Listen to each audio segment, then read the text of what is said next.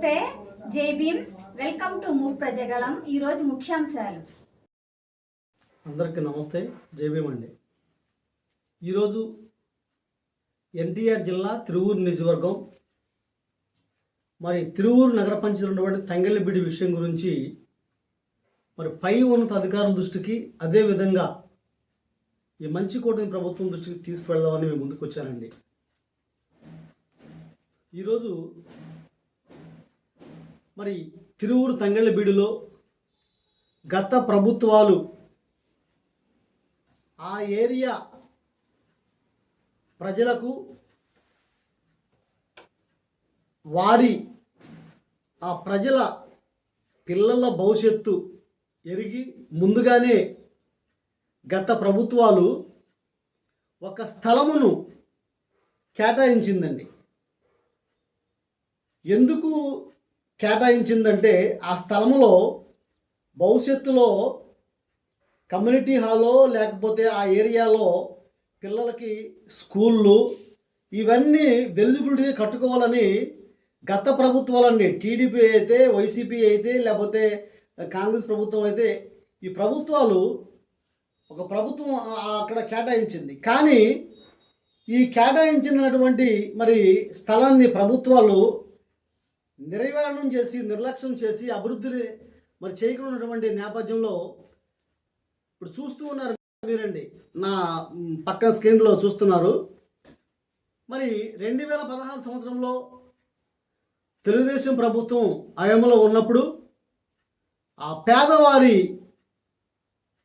ఇచ్చిన ప్రభుత్వ స్థలంపై ఈ టీడీపీలో ఉన్నటువంటి కొందరు నాయకులకి కన్నుపడిందండి. కన్నుపడిన తర్వాత దాంట్లో ఆల్రెడీగా అక్కడ మనం గమనించవలసిన విషయం ఏంటంటే, అక్కడ 3 వర్గాలు, అంటే 3 కులాలు, 3 కులాలైనటువంటి ప్రజలు అక్కడ ఉన్నారండి. క్రైస్తవులు ఉన్నారు, ముస్లిమ్స్ ఉన్నారు, హిందువులు ఉన్నారండి. అక్కడ క్రైస్తవులు వాళ్ళ సొంతగా స్థలం కొనుక్కొని చర్చి నిర్మించుకున్నారు. అదేవిధంగా ముస్లిం మిత్రులు కూడా ఇవాళ అక్కడ సొంత స్థలం కొనుగోలు చేసుకొని మస్జిద్ నిర్మించుకున్నారు.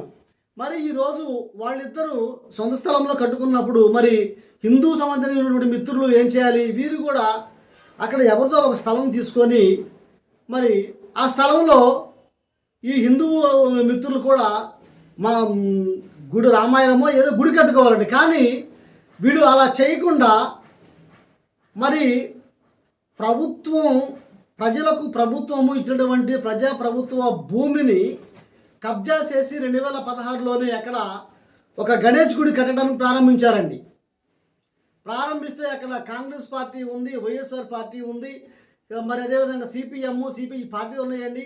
ఎలక్షన్లు వస్తే మాత్రం ఇంక మొక్కముడిగా మాకు ఓట్లు వేయండి, అదే నేను అడగడానికి వస్తారు. కానీ ఆ పరిస్థితుల్లో కూడా అది అడగటానికి ఎవరు ముందుగా పరిస్థితుల్లోని ఒక సామాజికవేత్తగా అప్పుడు నేను ఇంకా జర్నలిజంలో రాలేదండి. నేను సామాజికవేత్తగా పనిచేస్తున్నాను.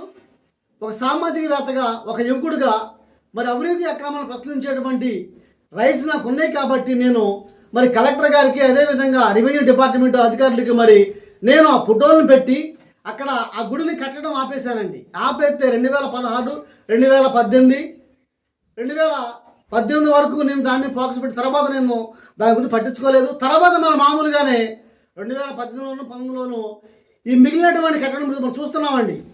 ఈ మిగిలినటువంటి కట్టడం వారు మరలా కూడా రహస్యంగా అక్రమంగా కట్టడం జరిగింది. అదేవిధంగా ఇప్పటి వరకు అది కొనసాగుతూ వస్తుంది. కానీ ఈ మధ్యకాలంలో మరలా ఈ కూటమి ప్రభుత్వం వచ్చిన తర్వాత ఇప్పుడు మనం చూస్తున్నామండి, దీంట్లో కూడా పక్కన వీళ్ళు ఈ కూటమి నాయకులు ఎవరైతే ఉన్నారో వీళ్ళు ఏమి పెట్టారు? గుడి పునర్నిర్మాణము అని పెట్టారండి. ఇప్పుడు ఈ గుడి పునర్నిర్మాణం ఎలా కడతారండి? ఇప్పుడు అక్కడ ఉండేటువంటి అన్ని వర్గాల ప్రజలు, అన్ని కులాల ప్రజలతో ఆల్రెడీగా అధికారులతో ఇది ఏమన్నా ఒప్పందం అయిందా, లేకపోతే తీర్మానం అయిందా, లేకపోతే ఇది ఉంటాయి కదా. ఇవి ఏమీ జరగకుండా వీళ్ళందరూ వీళ్ళే అక్కడ అప్పుడు కబ్జా చేయడం జరిగింది. సగం కట్టానికి ఆపినప్పుడు ఆపడం జరిగింది. మరలా దొంగతనంగా అక్రమంగా మరలా పూర్తిగా దాన్ని పూర్తి చేయడం జరిగింది. మరలా ఇప్పుడు పునర్నిర్మాణం అని చెప్పేసి ఇచ్చేస్తున్నారండి. ఇది ఈ మంచి కూటమి ప్రభుత్వం ప్రశ్నిస్తున్నారండి. మరి ఇది మీ కళ్ళకు కనిపించడం లేదా? కాబట్టి తక్షణమే మరి అదేవిధంగా ఈరోజు ఇవన్నీ నేను మరి ప్రజల దృష్టిలో పెట్టుకొని ఆ ఏరియాలో ఉన్నటువంటి మరి ఆ వర్గం దృష్టిలో పెట్టుకొని నేను ఈ ప్రభుత్వ అధికారులకి నేను నా వార్తల ద్వారాగా నా పేపర్ ద్వారాగా వార్త పెడుతూ ఉంటే మరి కొంతమంది అదే మరి ఏరియా చెందినటువంటి కొంతమంది టీడీపీ మరి నాయకులు ఒక షీటర్ని బ్లాక్మెయిలర్ని రెచ్చగొట్టి మరి గ్రూపులో మరి వివాదాస్పదమైనటువంటి వార్తలు నా మీద పెట్టిన సందర్భాలు ఉన్నాయండి. కాబట్టి ఈరోజు ఈ వీడియో చూస్తున్నటువంటి మరి అధికారులు కానీ నాయకులు కానీ కూటమి ప్రభుత్వం నాయకులు కానీ మరి దీని మీద స్పందించి మరి ఇది అందరికీ కావాల్సినటువంటి స్థలము, అన్ని వర్గాలకి, అన్ని మతాలకి, అన్ని పార్టీకి, అన్ని కులాలకి. మరి ఇవాళ ఆ స్థలాన్ని ఎందుకు నిర్వారణ చేశారు? గత ప్రభుత్వం నేను ఆల్రెడీగా ఈ ప్రభుత్వం వచ్చినప్పుడు కూడా ఫస్ట్ ప్రజా దర్బార్లో నేను ఎమ్మెల్యే వారికి మరి లెటర్ ఇచ్చడం జరిగిందండి. అదేవిధంగా టిడ్కో ఇచ్చాను.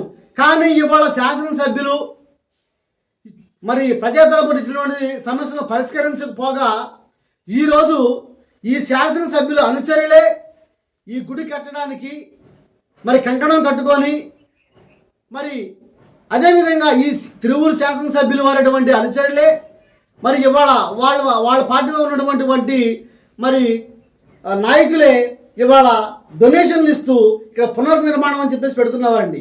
కాబట్టి ఇవాళ తక్షణమే ఈ విషయాన్ని స్పందించి ఈ మంచి కూటమి ప్రభుత్వంలో ఉన్నటువంటి అధికారులు ఇది ఎంతవరకు కరెక్టు, ఈ భూమి మరి ప్రభుత్వము అన్ని వర్గాల ప్రజల కోసం ఇచ్చిందా, ప్రజల అవసరం కోసం ఇచ్చిందా, లేకపోతే ఈ కూటమి ప్రభుత్వంలో మరి ముస్లింలను, హిందువులను, క్రైస్తవులను దృష్టిలో పెట్టుకొని వీరందరి మధ్య గొడవలు పెట్టడానికి ఓన్లీ హిందువులు మాత్రమే దీనిలో గుడి కట్టుకొని పర్మిషన్ ఇచ్చిందా?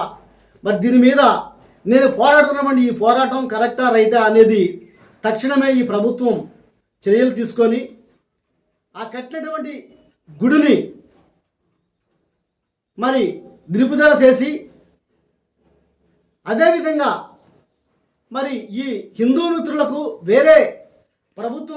వేరే స్థలం కేటాయించి గుడి కోసం మరి ఇప్పుడు ప్రభుత్వం ప్రజల కోసం చేసినటువంటి ఈ భూమిలో ఎటువంటి అక్రమ కట్టడాలు లేకుండా తక్షణమే ఆ స్థలంలోని మరి ఎలిమెంటరీ నుంచి 5వ తరగతి వరకు పిల్లలకు స్కూలు, అదేవిధంగా ఒక మరి పూలే, అంబేద్కర్, బాబు జగజ్జనరావు పేర్లతో ఒక కమ్యూనిటీ హాల్ నిర్మించి అక్కడ ఉన్న ఆ ఏరియాలో ఉన్నటువంటి ప్రజలకు న్యాయం చేయాలని చెప్పేసి ఈరోజు ఈ మూక్ ప్రజాగళం ద్వారాగా యూట్యూబ్ ఛానల్ ద్వారాగా ఒక సామాజికవేత్తగా ఈ మంచి కూటమి ప్రభుత్వ అధికారులకి నేను విజ్ఞప్తి చేస్తూ వేడుకుంటున్నానండి.